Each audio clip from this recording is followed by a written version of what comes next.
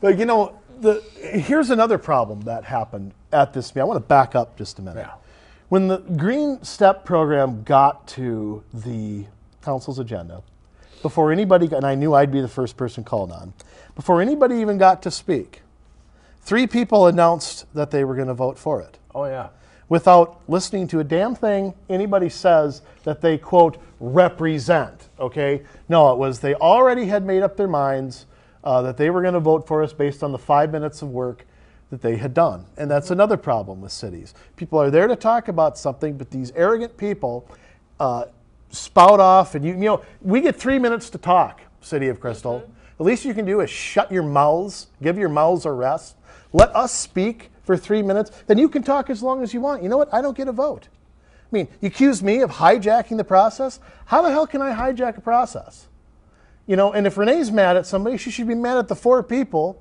We're going to get into this because this got defeated. We defeated this measure. Yeah. She should be mad at the 4 people who didn't vote for this. One of them she happens to be married to. So you tell me who hijacked the process. And I've been told by the city council, by Renee herself, we want people to show up to the meetings. How many times have you heard that Which baloney measure was line? it that you defeated? The Green Step. We stopped them from joining. Oh. Well, we want people to show up to the work sessions. We want people to show up here. We can't solve a problem if we don't know about it. Yet, somebody shows up, asks their representative something, they get treated like garbage. And the glares coming from her, she was just a condescending jerk. What are you doing interrupting my meeting? I'm going to be, and she, I would argue, threatened us at the end of the meeting. I'm going to be watching this, and I'm going to be watching this too, and I'm not going to allow it. I'm going to be disappointed in this community. You know what? Well, good. Maybe Tough. she'll learn something if she watches this. Well. But it's too late, so that's okay. Yeah, well, you give your take. I've talked My enough. take. Well, just, I thought we did a good job of going and talking about the facts. The stuff that we've laid out to you already about there being 28 best practices and each one having all these points. And you're not a Green Step city. You're working towards being a Green Step city until you've fulfilled a number of these. And how we were called foolish if we didn't use CFL bulbs or LED bulbs. We were called other names. I mean, I've never seen anything like it in my life. I mean, just desperate. And I would add, too, that some of these people that came and spoke, are friends of, some of them are closer friends than others. Yeah. Some of these people have never spoke before this council. Yeah. They were people who heard about it, dropped what they were doing, came out on a Tuesday night in December to speak, and they were treated just horribly. I mean, I'm embarrassed by it. And I think that treatment is maybe part of why some people no longer are holding their seats. And I think what really, here's the thing, I think what really pisses them off, okay, Renee in particular, but I think all of them, is that 3-4 years ago, you both know this as well as me, this would have sailed through, nobody would have done 10 seconds of work on it, nobody would have blogged about it, nobody would have showed up, nobody would have reported on it, but the fact is, you can't ramrod stuff like you used to. There's people like us out here who are watching this, doing the job that our local paper and our local cable channels should be doing. We're doing, those people who masquerade as journalists, we're doing it for them. And I think that's what they're reacting to, is we can beat them in elections, we can beat them at this, and they can't have it the way they used to have it. And I think this is it's one last shot to tell us off. Yeah, I mean, those days are over. To put you in your place. Right, yeah. You little miscreants. It used to be a free-for-all. You wanted to do it, you just had to convince the other people on your council how you were going to do it. And once you all agreed, you voted on it, and it was unanimous, or maybe 6-1 or whatever, and it went through.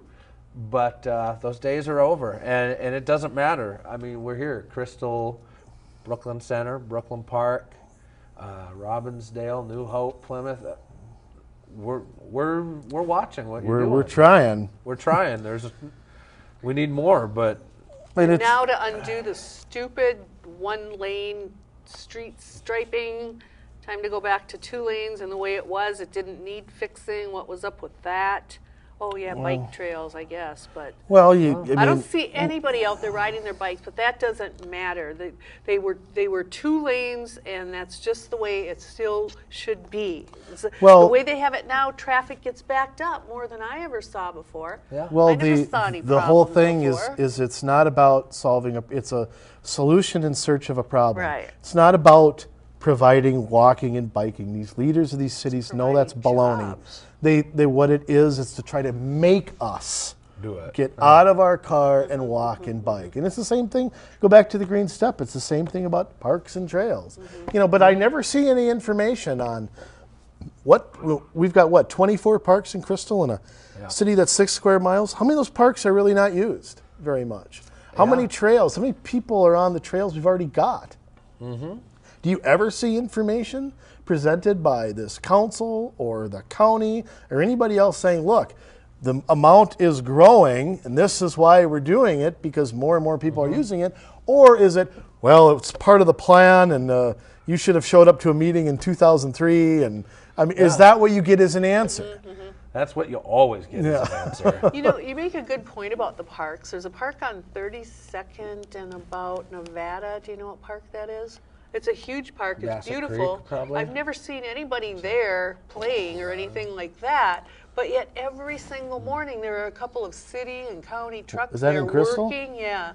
Well, there's Bassett tearing Creek up. is 32nd and like Adair and Yeah. there's Valley Place and I there's think Valley it's right Place, on the maybe. border of city, Crystal and New Hope. But Yeah, I never it's see that one. people there enjoying it, but I see a city, at least one truck graders ripping up the old tar and then another one putting down new tar. They might have gotten free money from somebody, though. They Right, got yeah, grant money yeah. from. And I think that's at the heart of this, too. Yes. I think there's one thing, and what the council said was totally contradictory. I mean, on the one hand, they kept saying, well, this isn't a big deal, doesn't mean we're going to do all this. The other hand, they wanted to ramrod it through, which is completely contradicts each other. I mean, that makes no sense. If this isn't that big of a deal, then what's the problem with studying it further and informing the public a little bit more and giving us a chance to speak? Well, I thought you had a great point about buying season tickets. Yeah. Yeah, if I'm going to buy season tickets to the Twins, it's reasonable to assume that I'm going to go to some of the games or most of the games, maybe all the games. If we sign on to this, why is it unreasonable for me to assume that we're going to implement some, most, or all of this? And I think that there's free money coming with this that they want to get their hands on. No, nothing is free, not even us. No, I mean especially us. free in their minds. But, right, and so I'm hoping that, like I said, we got a good start with Crystal. And, we've got some conservatives on there, and I want to see the movement towards taking our money back and lets us decide what projects need to be done. We're not going to be little prostitutes for the federal government doing what they tell us to do. And I would throw out something, too, to the other cities in the area. New Hope, Golden Valley, Robbins, none of them are a part of this. But what do you want to bet that this gets taken up at some point this year or next year? There's 49 cities in Minnesota involved in this, so not very many. There's 900 cities. Right. So it's not very many, but what do you want to bet the pressure starts getting? They're going to start considering that. So look for the Green Step program. And again, not everything in here is evil. It's not all evil and horrible, but we can implement this stuff without being part of another group or another club, another person unelected, not part of our city, trying to tell us what to do. NGOs. And that's it. It's about local control. Anytime you give away power to somebody else, you're not going to like the results because they're going to do it their way.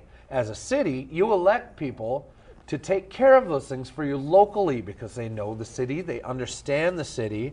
And when you have somebody in St. Paul or Washington, D.C. telling you, hey, here's what you're going to do, they've never been here, probably. They don't understand the inner workings. They don't understand how many parks we have. But that makes joining this even all the more head-scratching because all these people do is whine and moan and bitch about local control. Yet they're willing to sign it off any chance to join any group, League of Minnesota Cities, ICLEI, Association of Metropolitan Municipalities, Botno Partnership, I mean, you name it. National Association. Besides League of the Cities, there's a National Association of Cities I know. and Counties. They yeah. complain about it, yet they join every club they can. So which is it? And take it back at the school level. Parents get in charge of the schools and stop letting the state and the federales run our schools. Freedom isn't free. And I want you to get off your butts and help us out. And you're going to join Community Solutions on Facebook. And also the Andrew Richter Show is on Facebook. And check Look him out... up. And also I want you to call 763-533-1710. That's the comment line here for this program. I want to hear from you.